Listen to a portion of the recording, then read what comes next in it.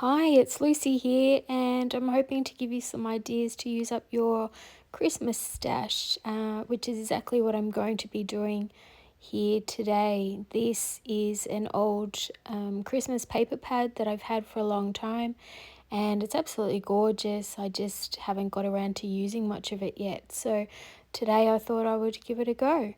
So what I've done here is just sort of sorted all the papers into different shades and what will go nice together.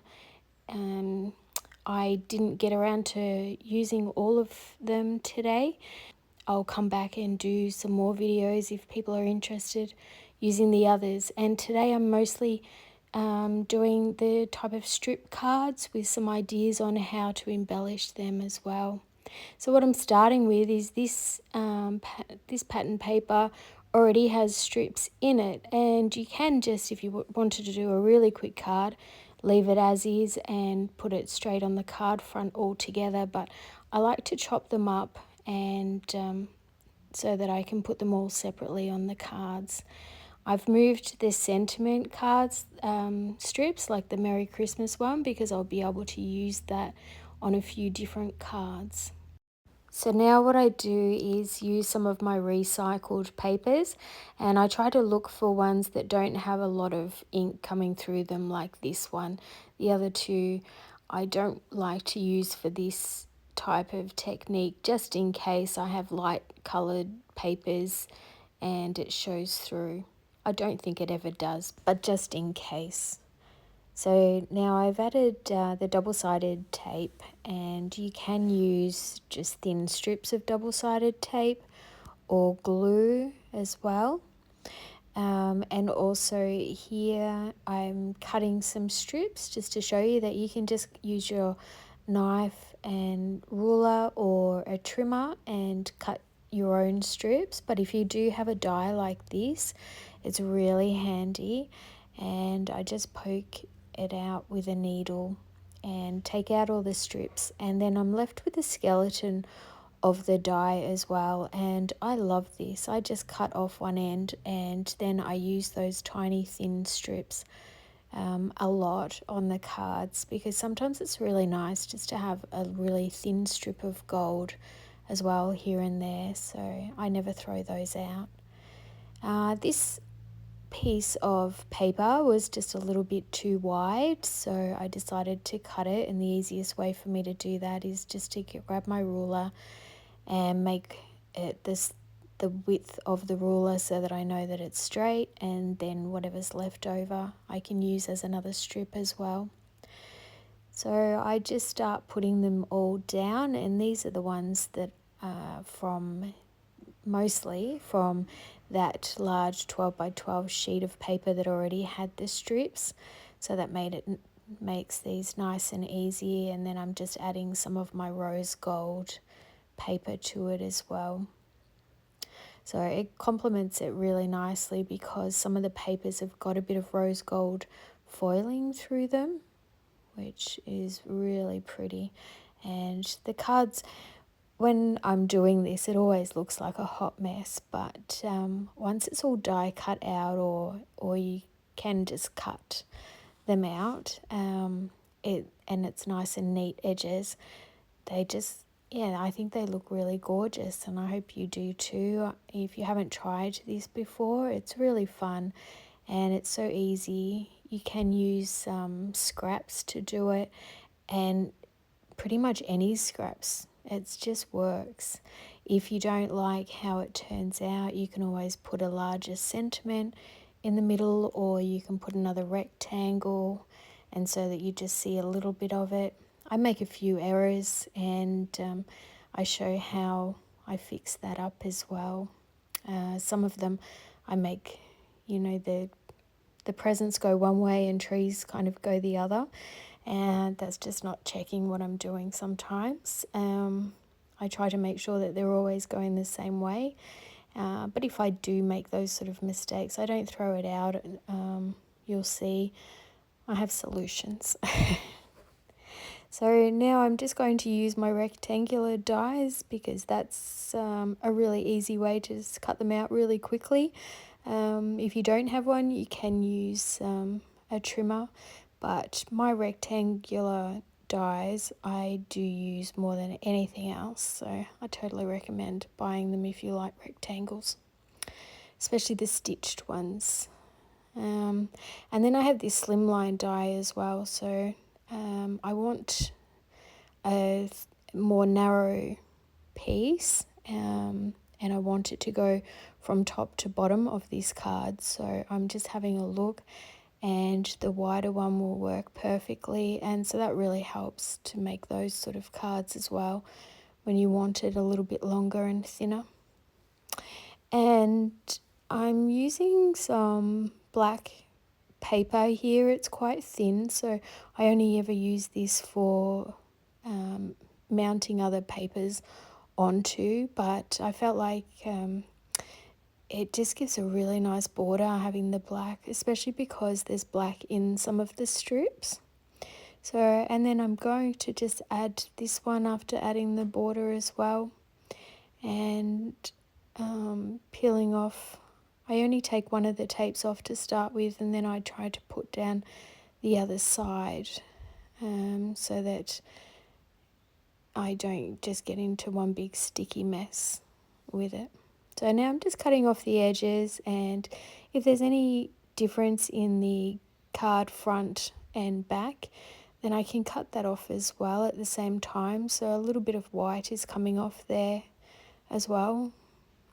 So yeah, now the fronts are made and I just have to embellish them afterwards. So now I've gone ahead and die cut lots and lots of strips, and they're all exactly the same size, plus those skeleton ones, and I'm not throwing those away because I actually make a card using just those very thin strips afterwards and see what you think. But yeah, I don't throw away much. So here I am I've put them all in an order that I'm happy with because I have so many strips here and I'm making a lot of these. It was easier for me to put them in an order I like so that I can just go along and just keep on taking one from each piece and then start back at the start again once I'm at the end. Rather than having to think each time what goes with what, because I try not to put the blacks together and the pinks and the whites. It's just more pleasing on the eye, but I mean, you can definitely do that any way with these, really.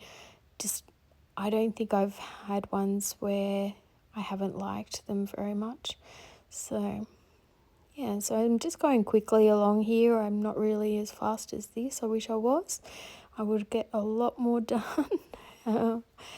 But just to show you how, just to keep going along the whole page, and how it makes the two card fronts each time, and you can choose what type of shape you want them to be.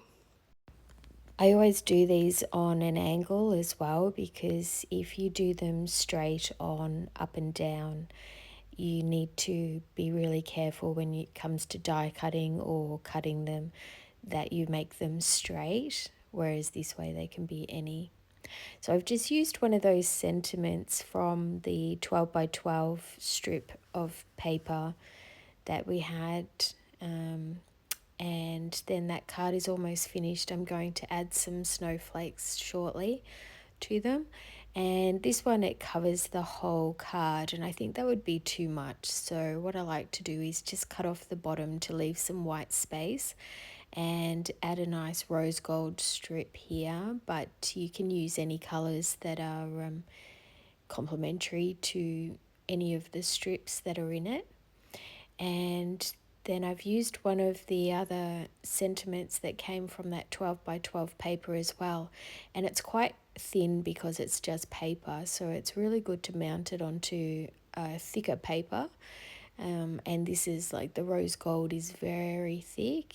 It must be more than 300 GSM, I would say, and so that gives it a lot of sturdiness. And I love how those ones turn out when they have the white at the bottom.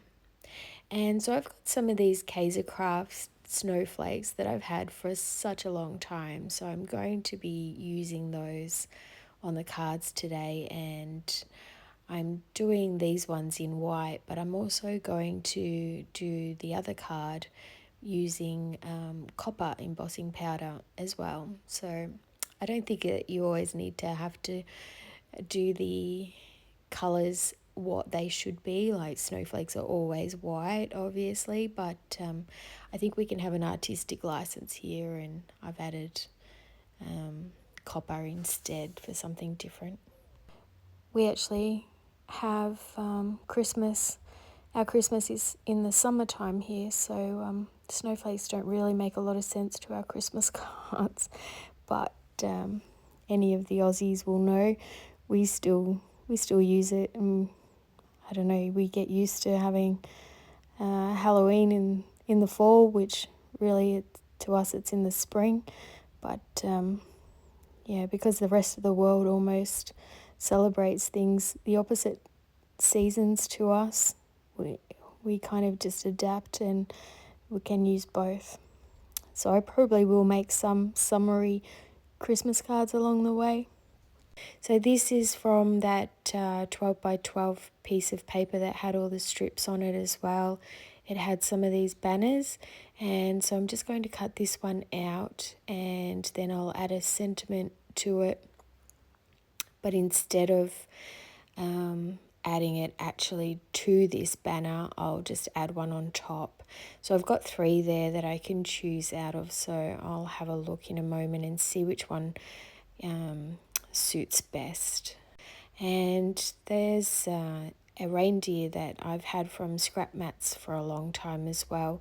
They have lots of gorgeous chipboard items too, and I've had this for a long time, so I thought I'll just use some hickory smoke ink here just to give it a little bit of colour. It doesn't give it a full colour, so I'll use some clear embossing powder afterwards just to give it a little bit of gloss.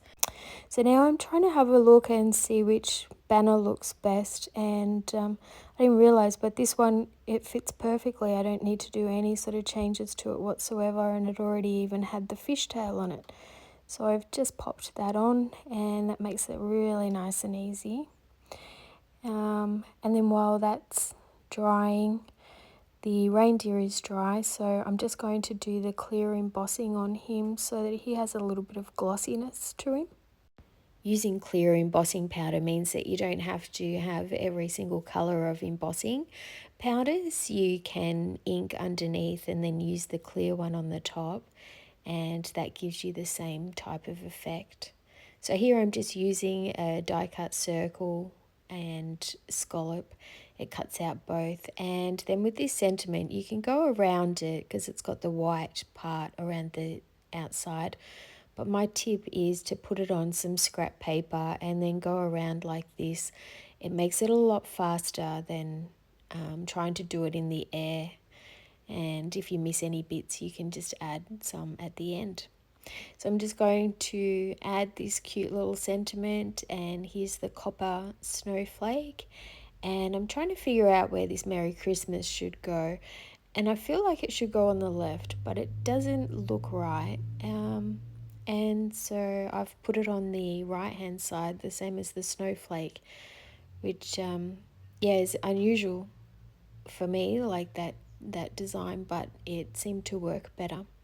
So this is one of the ones where it was all over the place, with the trees going one way and the presents going another way. So I've added this huge sentiment from Uniquely Creative, which is gorgeous, and it has the shadow as well.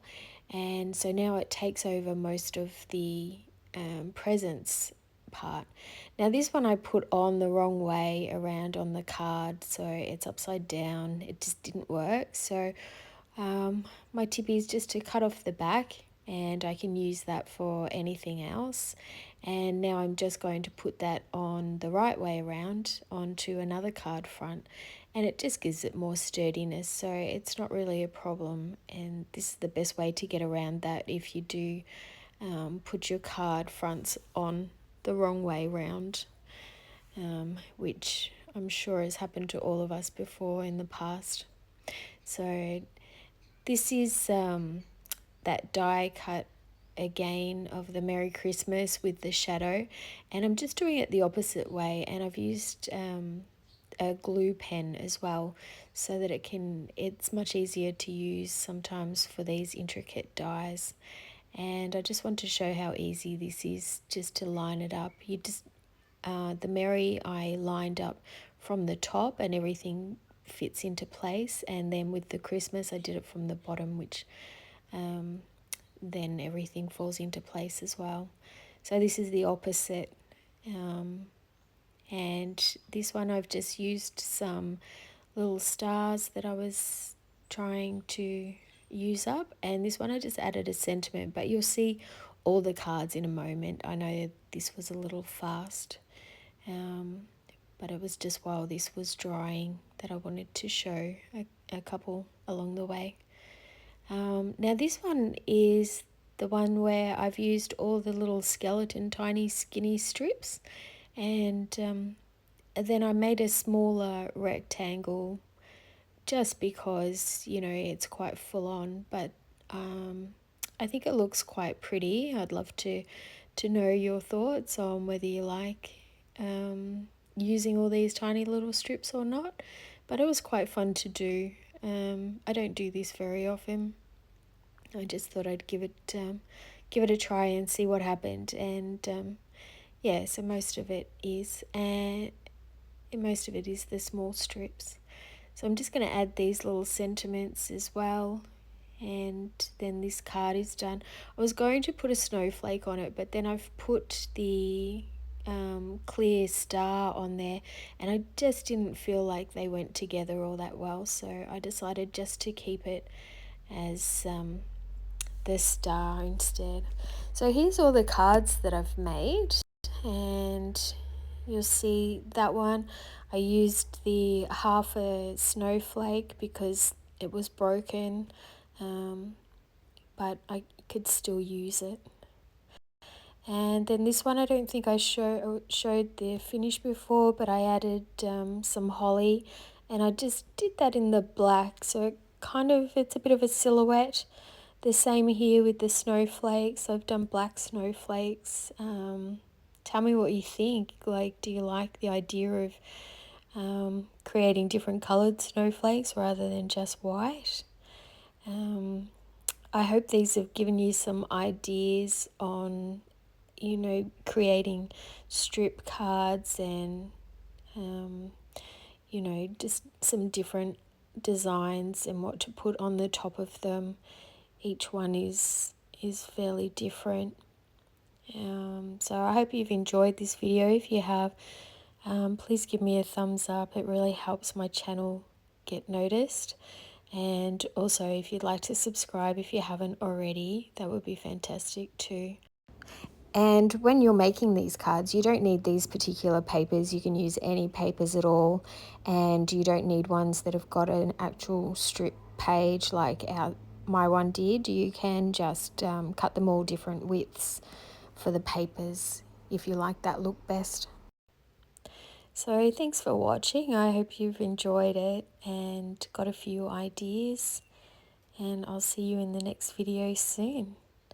And I've got all these papers left still from that, and so please let me know if you'd like to see some more designs, because I can certainly do that. Thanks again for watching. Have a great day.